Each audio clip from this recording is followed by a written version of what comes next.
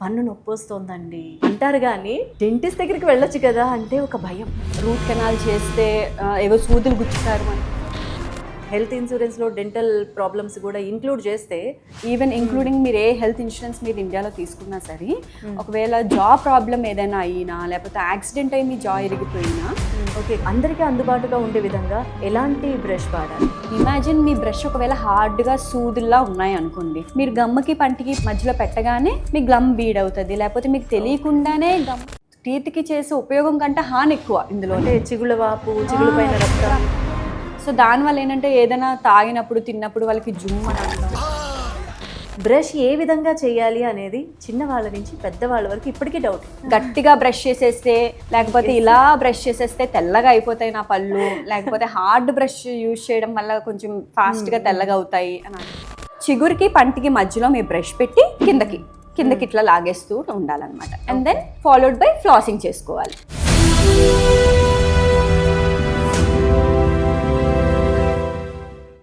Hi, hello, నమస్తే, welcome to CEO wellness.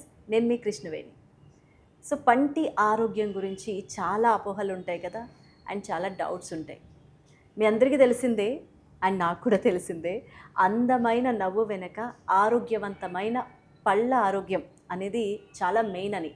కాబట్టి ఏదైనా మనం కొంచెం 1 వీక్ ఏదైనా సమస్య వచ్చినప్పుడు మన బాడీలో ఒక 1 వీక్ బేర్ చేసినా వెంటనే వెళ్ళడానికి ప్రయత్నిస్తాము డాక్టర్ దగ్గరికి. కానీ పంటి విషయంలో మాత్రం డాక్టర్ని దూరంగా ఉంచుతాము.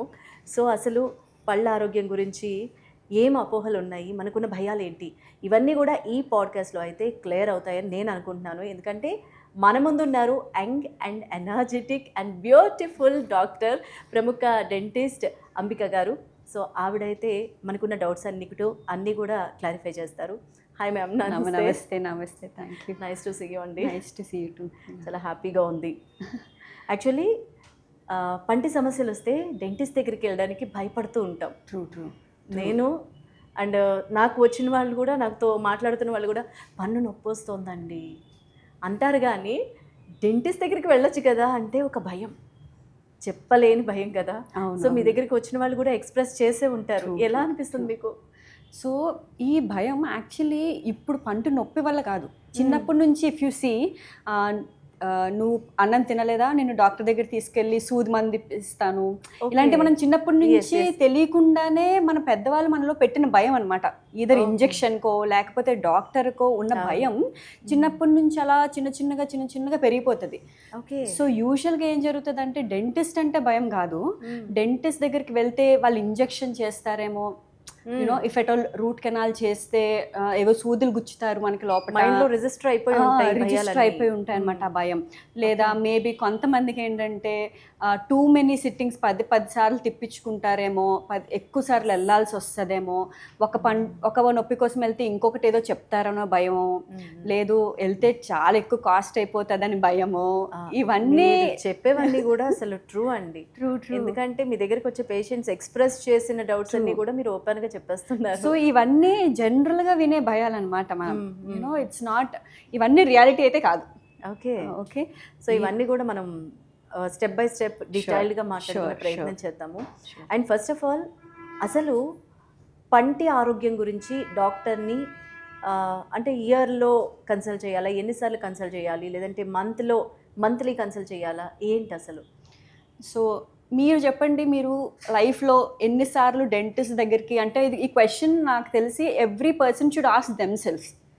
మనం మేబీ ఒక నెలలో మూవీకి ఎన్నిసార్లు వెళ్తాం, అలాగే జీవిత కాలంలో డెంటిస్ట్ దగ్గర నిజంగానే మీరు ఎన్నిసార్లు వచ్చి ఉండుంటారు? మేబీ ఇది ఆలోచించాల్సిన క్వశ్చన్. ఎందుకంటే బాడీ చెకప్ అనగానే ఇయర్లీ వన్స్ ఆర్ ట్వైస్ అన్న వెళ్తాము, బట్ డెంటిస్ట్ దగ్గరికి మాత్రం ఇప్పటి వరకు 1-2 సార్లు వెళ్ళుంటాను ఇన్నేళ్లలో. అది దెన్ అంటే మీరు ఖచ్చితంగా కేర్ తీసుకోవట్లేదని, and you are not taking ఒక డెంటల్ ఇష్యూ అంటే నోటిని మీ ఒంట్లో ఒక భాగంగానే చూడకపోవడం. మీ శరీరంలో యు ఆర్ గివింగ్, ఇప్పుడు చాలా మారింది. ముందులో అయితే అట్లీస్ట్ హెల్త్ చెకప్స్ కూడా వెళ్ళే వాళ్ళం కాదు. ఇప్పుడు 30 years పైబడిన వాళ్ళందరూ ఓకే ఇయర్లీ వన్స్ నేను బ్లడ్ రిపోర్ట్ చేయించుకుంటాను, చెకప్స్ చేయించుకుంటాను హెల్త్ పట్ల కొంచెం పెరిగింది.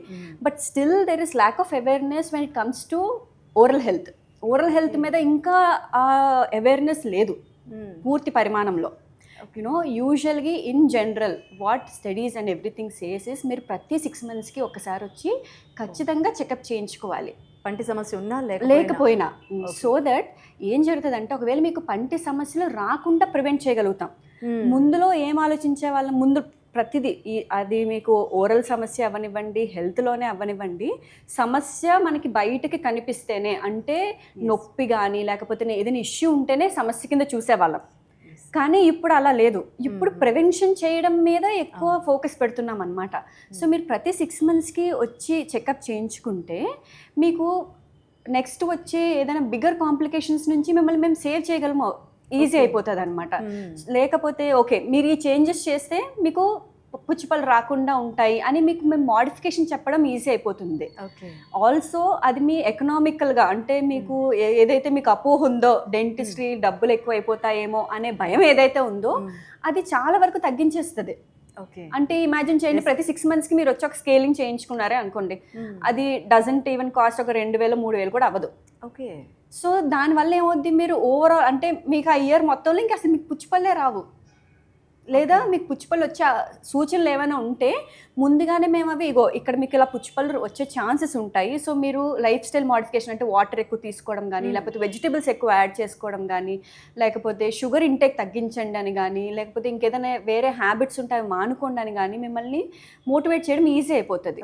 So that we can avoid you to go in to bigger trouble. So ప్రతి 6 monthsకి ఖచ్చితంగా వచ్చి డెంటల్ చెకప్ చేయించుకోవాలి, just like your health checkup. Okay, చాలా బాగా చెప్పారు. అండ్ ఇందాక మీరు అన్నారు, అంటే మీరు అండమే కాదు అందరికీ ఉన్న భయం ఫైనాన్షియల్గా ఎక్కువైపోతుందేమో అని. అండ్ హెల్త్ ఇన్సూరెన్స్లో కూడా ఈ డెంటల్ ఇష్యూస్కి సంబంధించి అవాయిడ్ చేసేస్తారు. ట్రూ. సో అది ఏమన్నా ఒకవేళ హెల్త్ ఇన్సూరెన్స్లో డెంటల్ ప్రాబ్లమ్స్ కూడా ఇంక్లూడ్ చేస్తే ఖర్చు గురించి భయపడరు జనాలు. ట్రూ.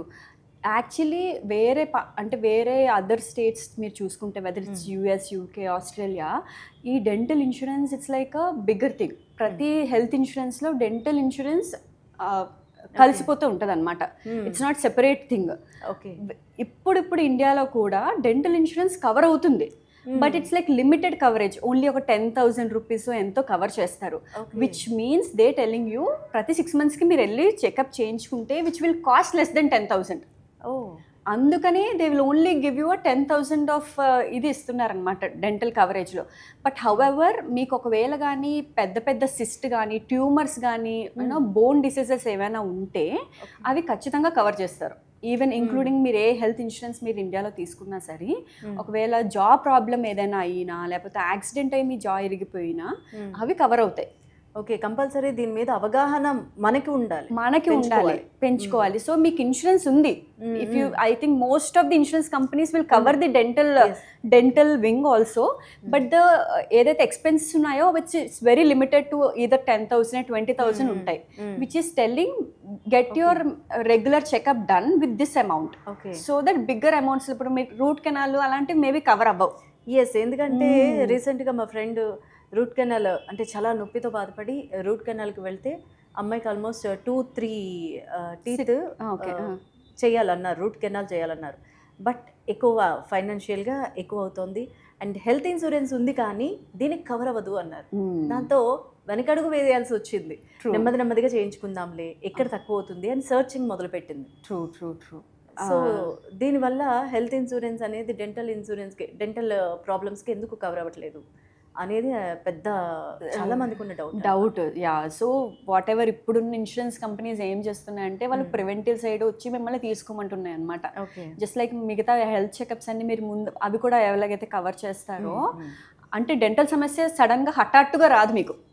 పుచ్చు మీకు ఓవర్ నైట్లో రావట్లేదు, పుచ్చు నెమ్మదిగా వస్తుంది. కాబట్టి get it done before only. మీరు ఐడెంటిఫై చేసిన వెంటనే చేయించుకోండి, దాన్ని అది రూట్ కెనాల్ వరకు వెళ్ళదు, ఓన్లీ ఫిల్లింగ్తో ఆగిపోతుంది. Filling will not cost you more, maybe ఒక 2,000-1,000లో అయిపోతుంది, which is very less amount. కాబట్టి యూనో డ్రాస్టిక్గా రాదు కాబట్టి దాన్ని కవర్ చేయట్లేదు. బట్ ఎస్, స్టిల్ ఇంకా దాని మీద కూడా they are people who are fighting for it to cover the dental insurances to for a wider variety of treatments. Exactly. And ఇక మార్నింగ్ లేవగానే మనందరికీ తెలుసు, ఖచ్చితంగా లేవగానే brush your teeth. Yeah yeah ఖచ్చితంగా చేయాల్సిందే. చేసి కానీ ఏదైనా తాగరు, లేదంటే తినరు. కానీ బ్రష్ ఏ విధంగా చేయాలి అనేది చిన్నవాళ్ళ నుంచి పెద్దవాళ్ళ వరకు ఇప్పటికీ డౌటే. డౌటే, అవును. ఎన్ని నిమిషాలు చేయాలి అంతా తెలుసు అనుకుంటారు కానీ ఎలా చేయాలి ప్రాపర్ విధానం అనేది ఇప్పటికీ డౌట్. ట్రూ. అసలు ఏ విధంగా చేయాలి, ఎన్ని నిమిషాలు చేయాలి? సో ఇప్పుడు మీరు అంటున్నట్టు పిల్లల నుంచి పెద్దవాళ్ళ వరకు, అంటే ఇప్పుడు మీ పిల్లల్లో మీకు ఎప్పుడైతే ఫస్ట్ పన్ను ఎరప్ట్ అవుతుందో, చిన్న చంటి పిల్లల్లో కూడా ఫస్ట్ పన్ను ఎప్పుడైతే మీరు చూస్తారో, యూ షుడ్ స్టార్ట్ బ్రషింగ్స్ అప్పటి నుంచి. అప్పటి నుంచి మీరు పిల్లల్లో బ్రషింగ్ స్టార్టింగ్ అయిపోవాలి వాళ్ళ లైఫ్ స్టైల్లో. అంటే వాళ్ళకు కూడా ఫింగర్ బ్రషింగ్స్ ఉంటాయి, సిలికాన్ ఉంటుంది. So you start brushing and then ఒక మ్యూస్లిన్ క్లాత్ పట్టుకొని వాళ్ళ గమ్స్ని తుడవడం, మసాజ్ చేయడం చేస్తే వాళ్ళకి త్వరగా పళ్ళు రావడం, డెవలప్మెంట్ అనేది నార్మల్గా జరుగుతుంది, రైట్? ఇప్పుడు అన్ని పళ్ళు వచ్చిన పిల్లల్లో యూజువల్గా పీడియాట్రిక్స్ ఏం సజెస్ట్ చేస్తుందంటే సర్క్యులర్గా బ్రష్ చేయమని చెప్తుంది అనమాట. అంటే వాళ్ళకి మేము నేర్పించేటప్పుడు కూడా ఒకవేళ వాళ్ళే చేస్తున్నట్టయితే, పిల్లలకి కనుక మీరు బ్రష్ ఇచ్చి చేపిస్తున్నట్టయితే వాళ్ళకి పెద్ద సర్కిల్స్ గీసుకుంటూ నెమ్మదిగా చిన్నగా సర్కిల్స్ అలా గీసుకుంటూ వెళ్ళమని చెప్తాం. That's how we say brushing technique. Just ఇలా అంటారు, ఇలా అంటారు. నో, అదొక అపోహ. అంటే గట్టిగా బ్రష్ చేసేస్తే, లేకపోతే ఇలా బ్రష్ చేసేస్తే తెల్లగా అయిపోతాయి నా పళ్ళు, లేకపోతే హార్డ్ బ్రష్ యూజ్ చేయడం వల్ల కొంచెం ఫాస్ట్గా తెల్లగా అవుతాయి అని అనుకోవడం అది అపోహ. యూజువల్ అయితే వీసే గమ్ముకి పంటికి మధ్యలో బ్రష్ పెట్టి స్వీపింగ్ మోషన్లో కిందకి కిందకి, పెద్దవాళ్ళకైతే కిందకి లాగమని చెప్తాం అనమాట. అండ్ ప్రతి పన్నుకి మధ్యలో ఫ్లాసింగ్ చేయమని చెప్తాం. సో దట్ ఒకవేళ మీరు ఏదైనా తిని ఇరుక్కుపోయింది ఉంటే ఫ్లాసింగ్ చేయడం వల్ల అది బయటకు వచ్చేస్తుంది. సో దట్ క్యావిటీస్ని మీరు ప్రివెంట్ చేయొచ్చు ముందుగానే. ఒకవేళ గమ్ముకి పంటికి ఉన్న గ్యాప్లో యూజువల్గా ఫుడ్ ఇరుక్కుంటుంది. ఎప్పుడైతే మీరు బ్రష్ ఆ మూలల్లో పెట్టి కిందకి లాగేస్తూ ఉంటారో ఆ ఫుడ్ ఇరుక్కునే సమస్యని మీరు పూర్తిగా తొలగిస్తారు. సో దానివల్ల ఏంటంటే ఫ్యూచర్లో వచ్చే గమ్ ప్రాబ్లమ్స్ కానీ, లేకపోతే బ్యాడ్ బ్రెత్ కానీ, అలాంటివి ఏ ఇష్యూస్ ఉండవు అనమాట, ఏ ఉండవు. సో అది ఈజీ. ఆ మూలల్లోనే మీకు యూజువల్గా ఫుడ్ ఇరుక్కుంటుంది. పైన మీకు కనిపించే పళ్ళ మీద ఎప్పుడు ఫుడ్ ఇరుక్కోదు. ఒకవేళ అది ఇరుక్కున్నా మీ saliva it will take care of it. But మీరు ఎక్కువగా కాన్సన్ట్రేట్ చేయాల్సింది ఏంటంటే whenever you are brushing make sure మీరు 2 minutes బ్రష్ చేయాలి. 2 minutes. ఓకే. అప్పర్ క్వాడ్రంట్ ఇప్పుడు మీరు ఒక పన్ను ఒక 4 విధాలుగా చూసుకుంటే ఈ పై క్వాడ్రంట్ ఒక 30 seconds, ఇటువైపు ఒక 30 seconds, 30 seconds, 30 seconds. ఓకే, అంతే. ఓకే. అండ్ నేను ఇప్పుడు చెప్పినట్టుగా చిగురికి పంటికి మధ్యలో మీ బ్రష్ పెట్టి కిందకి ఇట్లా లాగేస్తూ ఉండాలన్నమాట. And then followed by flossing చేసుకోవాలి. ఓకే, అంతే. అండ్ మార్కెట్లో రకరకాల బ్రషెస్ వచ్చేస్తున్నాయి, సాఫ్ట్, హార్డ్, మీడియం. సో ఈ so many type of brushes వస్తున్నాయి. ఏది తీసుకోవాలి? కొంతమంది ఏమో మీడియం తీసుకుంటే బాగుంటుంది అంటారు, కొంతమంది ఏమో లేదు పళ్ళు బాగా క్లీన్ అవ్వాలంటే హార్డ్ తీసుకోవాలంటారు. ఇటు అటు కాదు, రక్తాలు వచ్చేస్తున్నాయి, మీడియం తీసుకోమని చాలామంది సజెస్ట్ చేస్తూ ఉంటారు. అసలు ఏది సామాన్యుల నుంచి హై క్లాస్ వరకు, అంటే ఇక్కడ సామాన్యులు అనేది ఎందుకు ప్రెస్ చేయాల్సి వచ్చిందంటే వాళ్ళు అఫోర్డబుల్ పెట్టకపోవచ్చు. వాళ్ళు బ్రష్ అనగానే చాలా కాస్ట్లీ ఉంటున్నాయి. సో అందరికీ అందుబాటుగా ఉండే విధంగా ఎలాంటి బ్రష్ వాడాలి? జనరల్గా రికమెండేషన్ ఏంటి అంటే కూడా సాఫ్ట్ బ్రిసిల్ టూత్ బ్రషే వాడమంటాం. ఇప్పుడు నేను మీకు చెప్పాను ఆల్రెడీ, గమ్ముకి పంటికి మధ్యలో మీరు బ్రష్ని పెట్టాలి అని. ఇమాజిన్ మీ బ్రష్ ఒకవేళ హార్డ్గా సూదుల్లా ఉన్నాయి అనుకోండి, మీరు గమ్ముకి పంటికి మధ్యలో పెట్టగానే మీ గమ్ బీడ్ అవుతుంది, లేకపోతే మీకు తెలియకుండానే గమ్ముని మీరు పొడుస్తూ ఉంటారనమాట. సో అది యాక్చువల్లీ మీరు టీత్కి చేసే ఉపయోగం కంటే హాని ఎక్కువ ఇందులో. చిగుళ్ళ వాపు, చిగుళ్ళ పైన రక్తం రావడం వల్ల వస్తాయంటారా? అదొక సమస్య, చిగురు సమస్య ఒకటైతే. పైన ఉన్న ఎనామిల్ లేయర్ మీరు అంత గట్టిగా బ్రష్ చేయడం వల్ల, ఎక్కువసేపు బ్రష్ చేయడం వల్ల అరిగిపోతూ ఉంటుంది. Enamel is the most hardest part in your entire body. Also ఒక్కసారి ఎనామిల్ పోతే అది మళ్ళీ రాదు. అంటే ఇప్పుడు మీకు దుమ్ము ఇరిగింది, మళ్ళీ ఒక 6 months 3 months మళ్ళీ తిరిగి రీజనరేట్ అవుతుంది. But enamel is not like that. మీకు ఒక్కసారి ఎనామిల్ పోయింది అంటే ఇంకా అది లైఫ్ లాంగ్ పోయినట్టే, మళ్ళీ అది తిరిగి మీరు తెచ్చుకోలేరు. ఫర్ విచ్ మళ్ళీ మీరు అక్కడ చిన్న చిన్న రంధ్రాల్లో పడిపోవడం, పళ్ళకి ఎస్పెషల్లీ మీరు చూస్తే ఈ బ్రషింగ్ టెక్నిక్ ఎవరైతే ఇలా కంటిన్యూస్గా హార్డ్ బ్రష్ పట్టుకొని గంటలు బ్రష్ చేస్తారో వాళ్ళల్లో మీరు చిన్నపాటి గమ్ముకి పంటికి మధ్యలో ఒక చిన్న క్యావిటీస్లో ఫామ్ అవుతాయి అన్నమాట వాళ్ళకి. ఓకే. సో దానివల్ల ఏంటంటే ఏదైనా తాగినప్పుడు తిన్నప్పుడు వాళ్ళకి జుమ్ అని అనడం, అలాంటి సెన్సిటివిటీ యాక్చువల్లీ ఎక్కువ పెంచుతున్నారు. ఓకే. వాళ్ళు చేసిన దేనికి పళ్ళుని శుభ్రంగా ఉంచుకుందామనే ప్రివెన్షన్ థాట్తో వెళ్తూ వాళ్ళు యాక్చువల్లీ ఎక్కువ మోర్ డ్యామేజ్ చేస్తున్నారు అనమాట హార్డ్ బ్రషెస్ యూజ్ చేయడం వల్ల. Okay. So it's always recommended to use a soft bristle tooth brush only for 2 minutes and make sure you are brushing keeping your brush in between your gums and then పళ్ళు మధ్యలో పెట్టి just sweeping circular మోషన్లో చేస్తే సరిపోతుంది. Okay, చాలా బాగా చెప్పారు. ఇది ఇప్పటికి క్లారిటీ వచ్చింది. So next tooth paste. True. మనం వాడే టూత్ పేస్ట్ ఒకప్పుడు అయితే టూత్ పౌడర్లు వాడేవాడు. So tooth powder, tooth paste ఏది బెటర్ అంటారు? Tooth paste any time tooth paste. Okay. Okay, it's not, చాలా మంది ఏంటంటే ఓకే పౌడర్ బెటర్గా క్లీన్ అయిపోతుంది అంటే ఇప్పుడు ఏదో ఒక రాగి చెంబు క్లీన్ చేస్తే తెల్లగా అయిపోవాలి కాబట్టి క్లీన్ చేసేద్దాం పౌడర్ వేసి అని అనుకుంటారు. కానీ మీరు క్లీన్ చేస్తున్నది మీ ఎనామిల్ని. As I already said, enamel is the very important structure in your tooth. So దానిని మీరు పౌడర్ వల్ల ఏమవుతుందంటే అది ఎక్కువ అబ్రెసివ్ పార్టికల్స్ ఉంటాయి అన్నమాట. సో దాని మీద ఉన్న పార్టికల్ని మీరు తీసేస్తూ ఉంటారు, నెమ్మదిగా పొరని మీరు అబ్రైడ్ చేసేస్తూ ఉంటారనమాట. So it's always recommended to use a tooth paste. And powder లో కూడా కాన్సన్ట్రేషన్ కొంచెం ఎక్కువగా ఉన్నట్టు, ఘాటుగా ఉన్నట్టు అనిపిస్తుంటది. So you should always go ahead with the tooth paste. Tooth paste కూడా యూజువల్గా యాడ్స్లో చూపిస్తుంటారు ఎంటైర్ టూత్ బ్రష్కి ఇట్లా పెట్టి. నో, అది కూడా నాట్ రికమెండెడ్. ఒకవేళ పిల్లల్లో అయితే బియ్యపు గింజ, ఓకే, అంటే మీ రైస్ గ్రెయిన్ అంటే మీ బియ్యం గింజ ఎంత ఉందో అంత చిన్న పరిమాణంలో మీరు టూత్ పేస్ట్ పెట్టాలి పిల్లలకైతే. ఓకే, 5 years నిండిన పిల్లల్లో అయితే బఠానీ సైజ్ అంతా. ఓకే. ఓకే, అండ్ దెన్ మీరు పెద్దవాళ్ళు అయితే ఒక పీనట్ సైజ్ అంతా. This is the recommended size of toothpaste that you have to use. ఇది ఫస్ట్ టైం వింటున్నాను నిజంగా నేను. ఎందుకంటే ఈ పేస్ట్ తినేయడానికి ఎక్కువ మంది ఎక్కువ వేసుకోవాలి. ఒకవేళ పిల్లలు తక్కువ వేసుకున్నా ఏంట్రా అంత తక్కువ వేసుకున్నావు అని మొత్తం వేస్తారు. నో. సో లేదు, ఇది కూడా ఇప్పుడు మీరు అడిగిన క్వశ్చన్ ఏ టూత్ పేస్ట్ సెలెక్ట్ చేసుకోవాలి అనుకుంటే మీరు ఉంటున్న ప్రాంతాన్ని బట్టి అది డిపెండ్ అయి ఉంటుంది. ఇది చాలా తక్కువ మందికి అవగాహన ఉంటుంది. దీనివల్ల ఏం తెలుసు అంటే యూజువల్గా మేము టూత్ పేస్ట్లో ఫ్లోరైడ్ని రికమెండ్ చేస్తాం. ఎస్, ఎందుకు అంటే టూత్ పేస్ట్ లో ఉప్పు ఉందా, ఉప్పు కాదు, ఉండాల్సిందో లేదో చూసుకోవాల్సింది. మీరు చూసుకోవాల్సింది ఫ్లోరైడ్ ఉందో లేదో చూసుకోవాలి. ఎందుకంటే ఫ్లోరైడ్ ఉండడం వల్ల మీకు కేరీస్ రాకుండా అంటే పుచ్చులు రాకుండా ప్రివెంట్ అవుతుంది అనమాట. రైట్, ఇప్పుడు ఒకవేళ కానీ మీరు ఫ్లోరిడేటెడ్ అంటే ఆల్రెడీ మీ ఏరియాలో వాటర్లో ఫ్లోరిన్ కంటెంట్ ఎక్కువ ఉంటే మీరు మీ టూత్ పేస్ట్లో ఫ్లోరిన్ ఉంచుకోకూడదు. ఓకే, అది ఇంకా ఎక్కువ డ్యామేజ్ని చేస్తుంది అనమాట. ఓ రైట్, ఒకవేళ లేదు మీరు తీసుకునే వాటర్లో కానీ వాటిల్లో కానీ ఫ్లోరిన్ కంటెంట్ ఆప్టిమల్గా ఉంది లేదు అని అనుకుంటే దెన్ ఎస్ మీరు వాడుతున్న టూత్ పేస్ట్లో మీరు ఫ్లోరైడ్ కంటెంట్ ఉండేలా చూసుకోవాలి. Thank you madam, thank you very much. And మీకు ఏమైనా డౌట్స్ ఉంటే ఇంకా మీ రెగ్యులర్ లైఫ్లో ఏదన్నా పంటి సమస్యలతో, నోటి సమస్యలతో బాధపడుతూ ఉంటే కనుక ఈ వీడియో కింద కామెంట్ సెక్షన్లో కామెంట్ చేయండి. ఖచ్చితంగా నెక్స్ట్ పాడ్కాస్ట్లో ఆ డౌట్స్ అన్నీ కూడా అంబికా గారితో క్లారిటీ ఇవ్వడానికి ప్రయత్నిస్తాము. Thank you so much. And finally మా ప్రేక్షకులకి మీరు చెప్పే మాట. ఎస్, ఓరల్ హెల్త్ మీ జనరల్ హెల్త్కి ఎలా అయితే మీరు ఇంపార్టెన్స్ ఇచ్చి ప్రతి ఇయర్ ఒక జనరల్ చెకప్గా అనుకొని వెళ్తారో అలాగే ప్రతి 6 monthsకి కూడా మీ డెంటిస్ట్ని విజిట్ చేయండి.